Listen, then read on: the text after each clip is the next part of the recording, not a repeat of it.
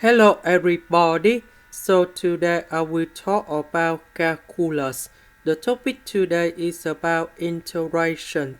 So now I will show you how to answer. So we need to add number 2 in here. That means we need to minus number 2 because I want to create the factor to divide by x plus 1 in here. Number two, we can do about factorization.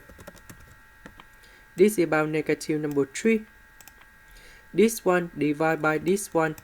So we have number 2 minus number 3 over x plus 1. Next, the integration of number 2, we have 2x. The integration of this one, we have ln of the absolute value of x plus 1. And we put the bounds from 0 to number 1. And now we can get the final answer. So we put number 1 in here, number 1 in here, number 0 in here, number 0 in here. Now we simplify and we have 2 minus number 3 ln number 2.